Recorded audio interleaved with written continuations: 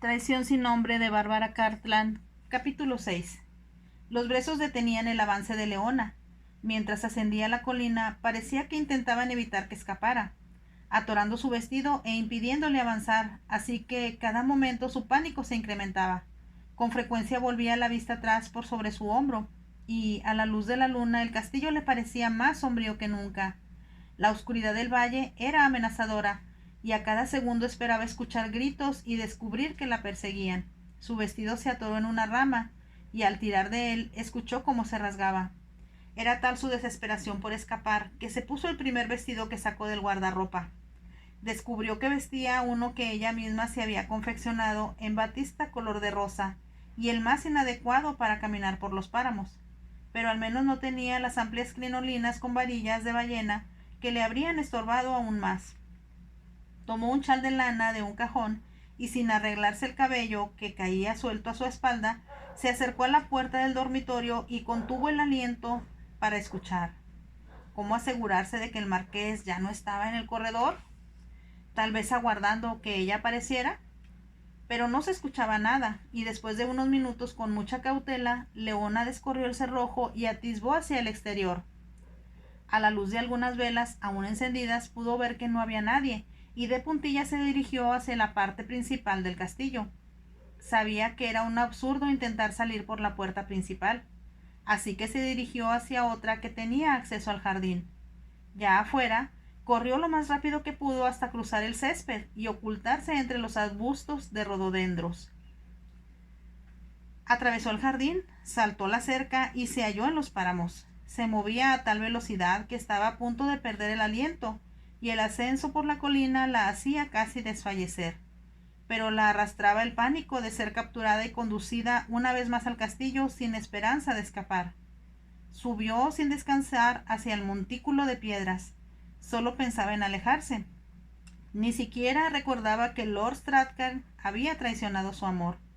Todo lo que sabía era que debía salir de la propiedad del duque antes de que se descubriera su ausencia. Por fin, cuando ya su corazón latía con tal violencia que parecía salírsele del pecho y solo lograba respirar con dificultad, llegó a lo alto de la colina. Vio que el promontorio aparecía a corta distancia hacia su derecha. Por mirarlo perdió el equilibrio y cayó. Luchaba por respirar y se aferró a una mata de brezo como si fuera un salvavidas que la ayudara a no ahogarse.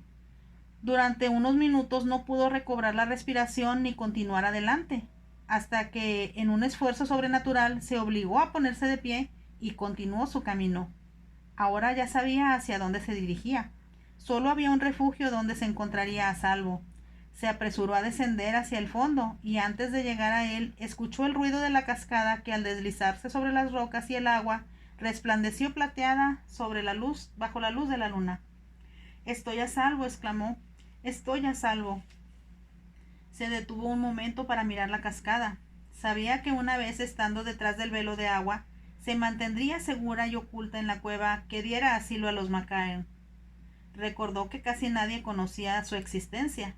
«Gracias, Dios mío, estoy a salvo». Levantó el rostro hacia las estrellas y con alivio se dio cuenta de que ya no había prisa, porque faltaban varias horas para que amaneciera. Repentinamente se sintió muy cansada mientras se dirigía hacia la caída de agua. Sin mucha dificultad encontró el lugar donde Lord Strathclyde había apartado a un lado la mata de brezos y cruzó el pasaje tras la cascada. La caverna estaba muy oscura, pero ya no tenía miedo, y entró confiada. Se sentó en el suelo y se reclinó sobre una roca.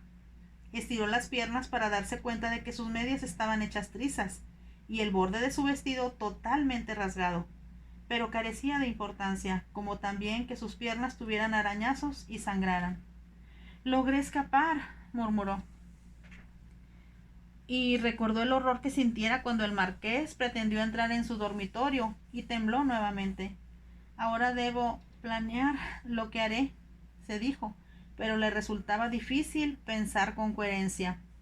Obligó a su mente a trabajar y decidió que al amanecer iría al castillo Cairn. Estaba cierta de que los guardias avisarían a Lord Strathclyde de su llegada. «Le pediré que me preste dinero para volver a casa. Al menos no se ha vendido y podré vivir en ella hasta que encuentre un empleo». y si su vecino había encontrado comprador, al menos tendría dinero suficiente para no morirse de hambre. No tengo a nadie a quien acudir, excepto a Lord Strathclyde, pensó en el más cruel desamparo. Sería una agonía verlo y una humillación aceptar su ayuda, pero no había otra alternativa. Pero a la vez, el solo pensar en él provocaba un profundo dolor en su corazón, porque la había decepcionado. Ahora comprendía que él representaba sus ideales masculinos. La sensación de protección que le brindó cuando la llevaba en brazos la había despertado al amor antes, incluso, de que la besara. Nunca más podría sentir con otro hombre la misma maravillosa y fascinante sensación de éxtasis. Sus ojos se humedecieron al pensar en lo que había perdido. Entonces se dijo con severidad que no era el momento de llorar por un amor perdido. En cambio, debía asegurar su regreso a su hogar en Inglaterra. Y el pensamiento de volver a la soledad y a la tristeza fue tan doloroso que se llevó las manos al rostro. «Ayúdame, mamá, ayúdame», rogó. Pero su ruego pareció perderse en el sonido de la cascada, y solo pudo recordar la silueta de la cabeza de Lord Strathclyde recortada contra el agua, cuando la tomó en sus brazos para besarla. Como se sentía tan desventurada, se permitió por unos momentos evocar la maravilla de sus besos y el éxtasis que éstos le provocaran. Fue algo tan exquisito y espiritual que se resistía a admitir su traición. «Oh, Thorkild, ¿cómo pudiste lastimarme tanto?», murmuró, y con decisión pugnó por contener las lágrimas que amenazaban derrotarla. Agotada se reclinó en el suelo, y con la mano debajo de las mejillas se quedó dormida.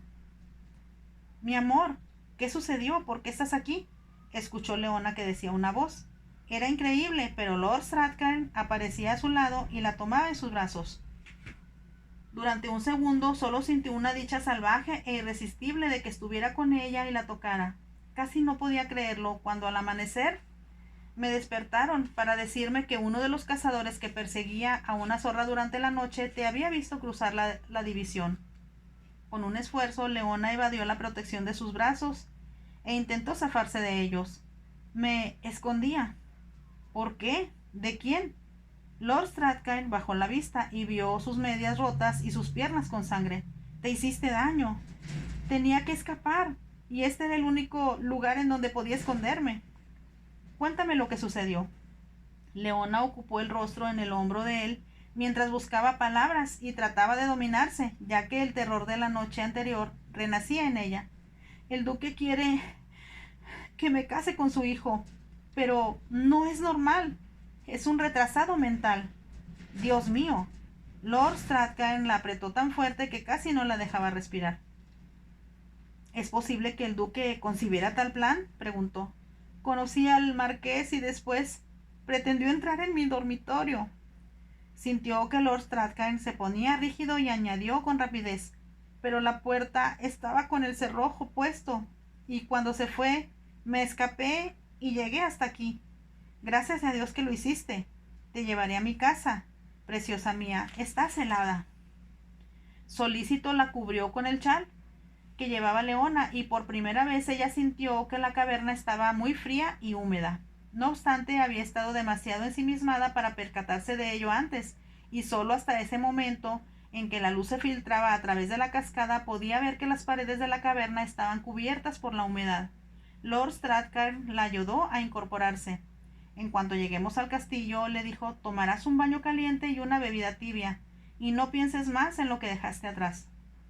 Su voz era tan reconfortante y cálida que Leona se dejó conducir. Aunque pensaba que debía decirle que había sido enterada de lo de su esposa, le fue imposible pronunciar las palabras. Al salir encontraron que los pálidos rayos del amanecer alejaban las últimas sombras de la noche. Deslumbraron a Leona, que se sintió reconfortada por la bella frescura de la mañana.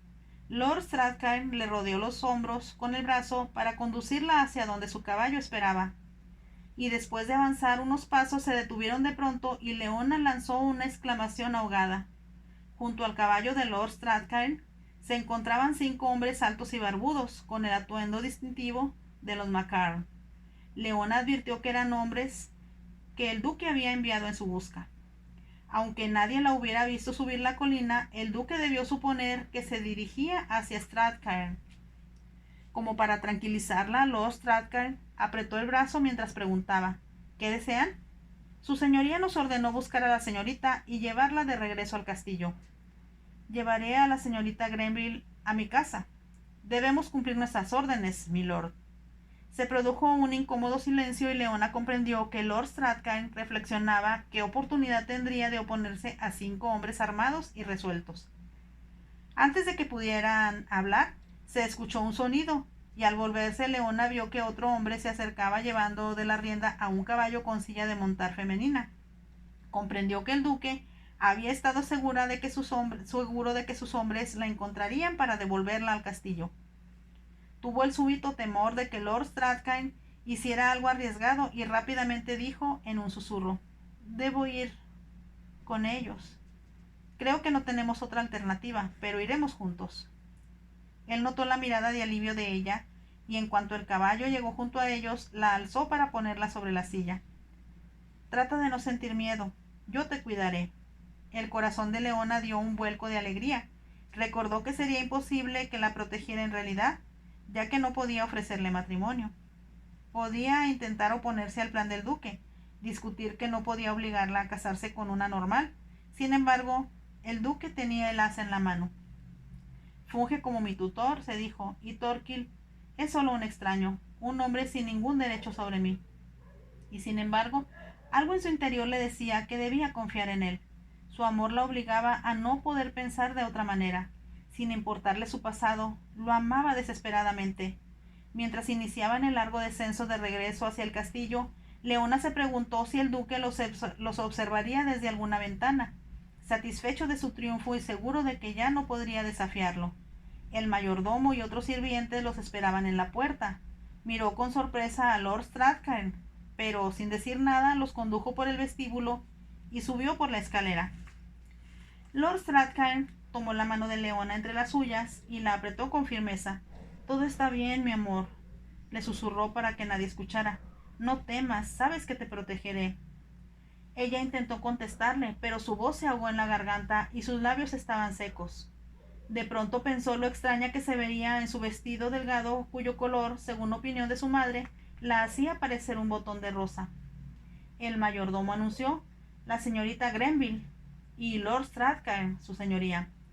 El duque los esperaba, de pie junto a la chimenea, y a Leona le pareció más autoritario que de costumbre. Le bastó una mirada para advertir que estaba muy indignado. Miró a Leona y después a Lord Strathclyde. «No fue invitado a venir, Strathclyde». «Sabe bien por qué he venido», fue la respuesta. «No sé nada. Como le he dicho antes, lo que sucede en mi propiedad y en mi castillo no es asunto que le competa». «Ahora lo es. Deseo hablar con su señoría de forma amistosa.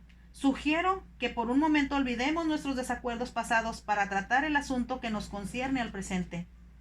La última vez le dije que no teníamos nada más de qué hablar, y por lo que a mí respecta, usted y su clan, que tiene poca importancia junto al mío, han dejado de existir. No veo por qué he de cambiar mi opinión. La razón es la señorita Grenville. Ella no es asunto de usted. No es verdad, y como ya dije, nada ganaremos con una discusión violenta que perturbe a Leona. Deseo presentarle mis sugerencias con calma y sin reñir. ¿Puedo sentarme? No, respondió el duque. Vino sin mi permiso y no le ofreceré mi hospitalidad. Si no se retira cuando se lo indique, haré que mis sirvientes lo arrojen de aquí. Leona tembló ante la violencia que mostraba la voz del duque.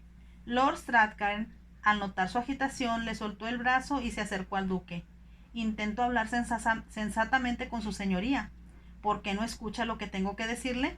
Permita que Leona exprese sus puntos de vista. Quizás entonces podrá comprender por qué es imposible del todo lo que se propone. ¿Cómo se atreve a retar mi autoridad?, gritó el duque. Ambos hombres se miraron desafiantes.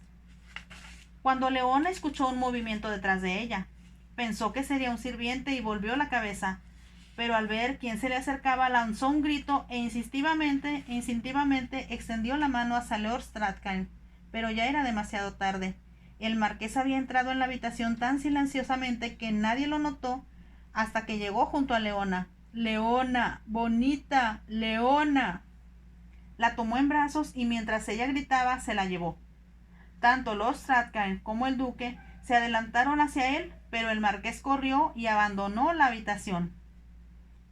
Él no dejaba de gritar, ella no dejaba de gritar mientras él la conducía por el corredor con rapidez increíble.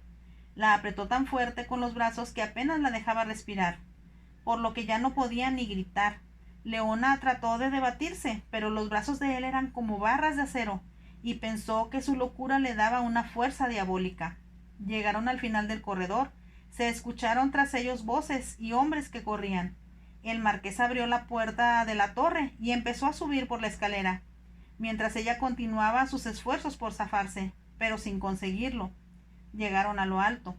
Una vez allí, el marqués se detuvo un momento para descolgar del muro una espada. Leona recordó que cuando el duque le mostrara la torre le había dicho que esas armas eran para los guardias. El marqués cruzó la puerta que se abría a la torre y la cerró tras él. «Suélteme, déjeme ir», empezó a decir frenética, pero enseguida comprendió que no era la forma de tratar con un lunático. Observó el rostro del marqués y notó el brillo de sus ojos y la boca semiabierta, húmeda de saliva, con un gesto de lascivia anormal. «Bájame, Ewan», pidió con suavidad. «Leona, mía, mi esposa, te quiero». «Me lastimas, y eso no es bueno». La suavidad de su voz pareció surtir efecto. «Bonita, Leona, bonita, bonita, Leona». Pero su mirada era aterradora. «Por favor, bájame», insistió Leona. «Quiero arreglarme el cabello para verme bonita». Era tan fuerte y alto que podía mantenerla inmóvil con un solo brazo. En la otra mano sostenía la espada. Con lentitud y vacilante la soltó, y Leona, con un esfuerzo sobrehumano, se obligó a sonreírle. «Gracias, Ewan. Eres bueno». «Bueno con Leona, mi esposa, mía».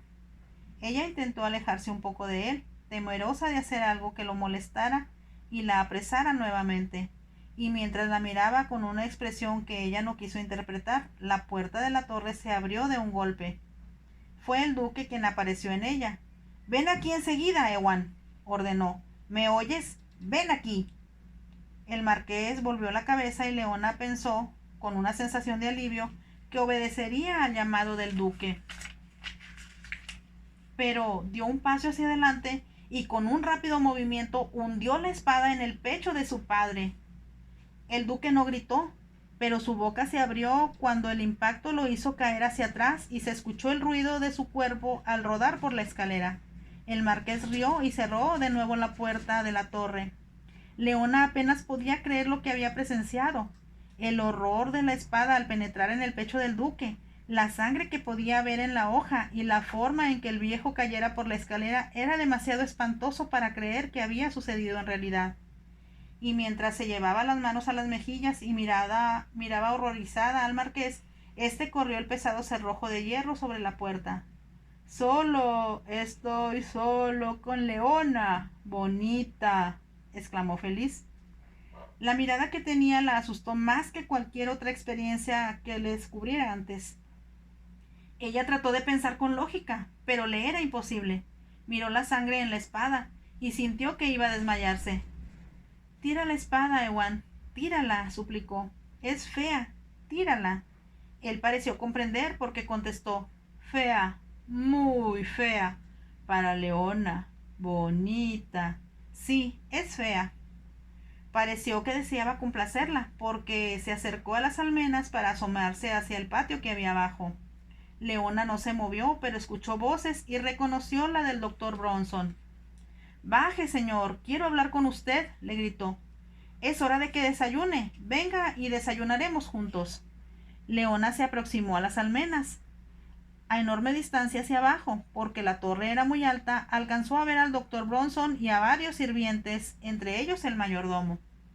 Tenía la esperanza de ver a los Ratkind, pero no se encontraba entre ellos. «Baje, señor. Sabe que esto no está bien. Baje». Leona observó al marqués para ver si respondía a los razonamientos del doctor, pero con una sonrisa maliciosa en los labios lo vio asomarse por las almenas y arrojar la espada en dirección al doctor. El doctor Bronson se movió a tiempo y la espada casi lo rozó. mientras el marqués lanzó una grotesca risotada. ¡Muertos, todos, muertos!, exclamó alegre y se dirigió hacia Leona. Ella intentó escapar, pero la atrapó con facilidad. De nuevo la apretó hasta sofocarla y la mantenía inmóvil. Leona, bonita, Leona, mía, mía. Ella intuyó lo que se proponía hacer y ocultó el rostro en el hombro de él, pero podía sentir su boca sobre su cabello, y el horror que le producía la hizo pensar que moriría de un terror que la hería como el filo de una espada. Leona, bonita, Leona, repetía el marqués. Su voz denotaba su creciente excitación, y Leona sintió que se le romperían las costillas por la fuerza de su abrazo. Olisqueaba su cabello, y como hasta su barbilla tenía una fuerza irresistible, lograba empujar su cabeza para separarla de su hombro, y ella sintió sus labios sobre su frente. Gritó cuando escuchó una voz tras ellos que decía: «¡Deténgase! ¡Deténgase enseguida!».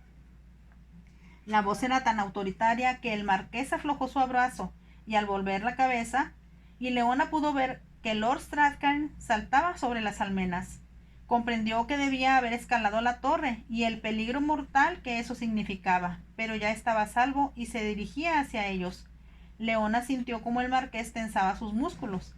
Se percató de que intentaba arrojarse sobre Lord Strathclyde y tal vez hasta lanzarlo, como a la espada, desde lo alto de la torre. «¡Ten cuidado!», gritó. Como si también comprendiera el peligro, Lord Strathclyde sacó con la mano derecha la daga y se le adelantó con la punta hacia el marqués. «Suéltala», ordenó, y asombrosamente el marqués obedeció. Leona notó que miraba la hoja desnuda de la daga con terror. «No, no más dolor», gritó con un súbito cambio de tono en la voz. «No, duele mucho. Váyase, váyase».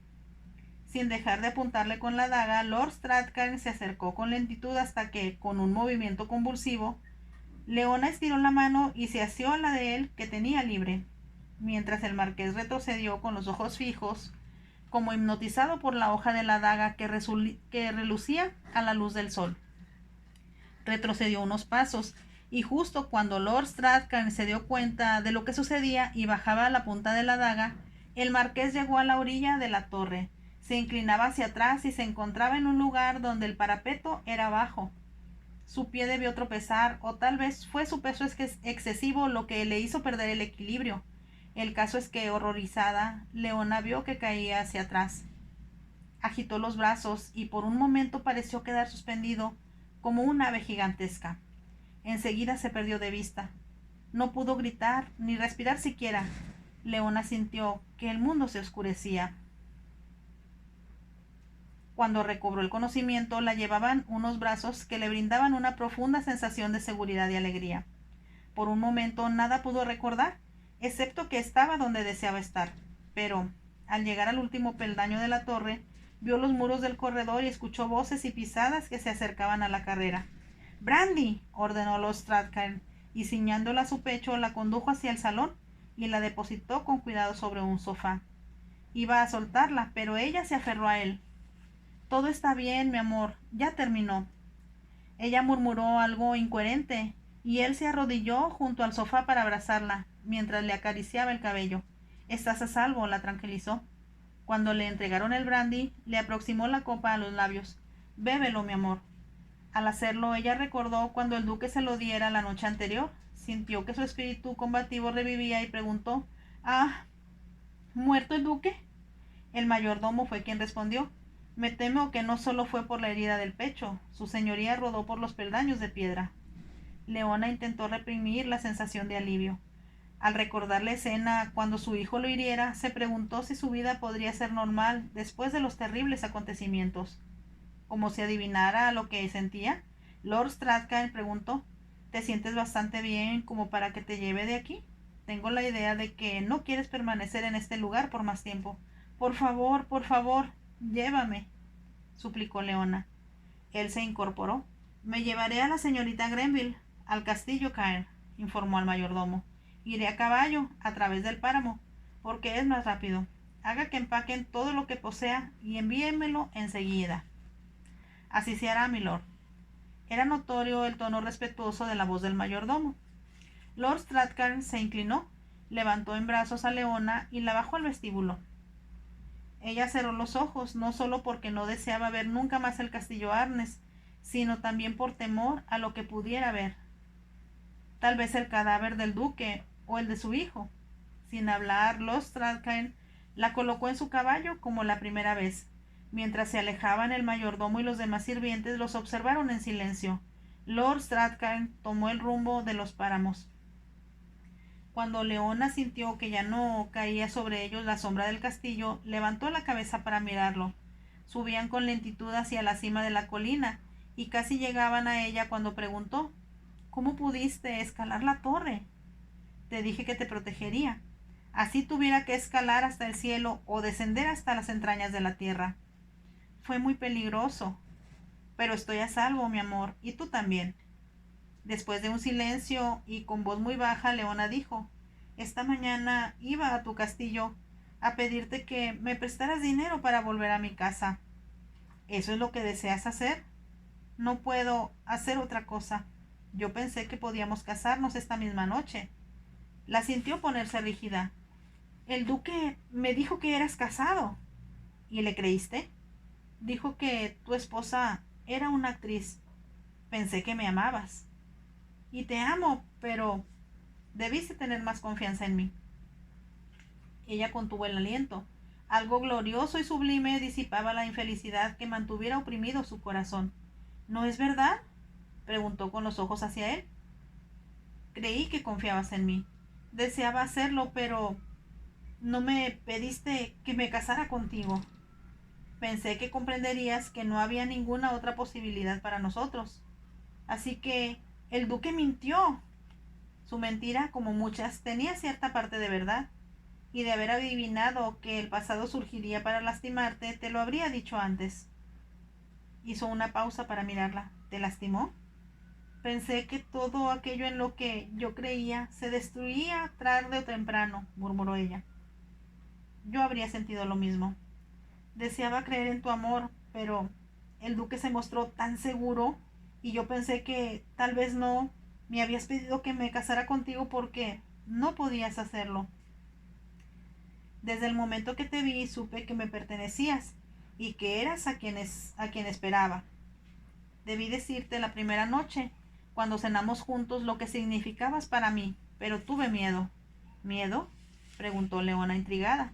Habían llegado a lo alto de la colina y él detuvo el caballo junto al promontorio para mirar hacia donde el lago brillaba bajo la luz del sol y el castillo Cairn se erguía tras él. Cuando era muy joven y estudiaba en Oxford, prosiguió, me enamoré, no de una actriz, sino de una soprano con una bella voz. Era mayor que yo, pero creí que me amaba. La invité a visitar el castillo. Leona sintió una punzada de celos, pero esperó, con los ojos fijos en el rostro de Lord Strathclyde, en tanto él proseguía. Dije a mi familia y a todos que estábamos comprometidos. Isobel pareció encantada con mi hogar y con mi gente. Apretó los labios y Leona pareció percibir cierta nota de sarcasmo al escucharlo continuar. Pero no era su intención encerrarse en un castillo oscuro, escocés, donde su único público sería su marido. Así que la regresé al mundo al que pertenecía. Pero como era joven y orgulloso, no admití ante nadie, ni siquiera ante mi padre, que había roto el compromiso. Bajó la vista hacia Leona y sonrió. Ahora me parece ridículo y absurdo que mi orgullo te causara daño, preciosa mía. ¿Por qué suponía el duque que estabas casado? Creo que mucha gente lo suponía. Imaginaron que me había casado con Isobel en el sur, pero que por su profesión le impediría venir a vivir al norte. Y como me negaba a reconocer la verdad, nunca negué los rumores de que éramos marido y mujer. Se rió. Tal vez me pareció una forma de evitar que me persiguieran como soltero. El caso es que dejé correr los rumores y ahora mi castigo es saber que mi tontería te lastimó. Me proponía no verte nunca más, susurró Leona. ¿Crees que te habría permitido escapar? Me disponía a ir hoy al castillo Arnes a anunciarle que iba a casarme contigo. Y si se rehusaba, a pedirte que te fugaras conmigo. Sabes que lo habría hecho, afirmó Leona con los ojos brillantes, pero algo dudosa agregó. Pero tengo la sensación de que el duque lo habría impedido.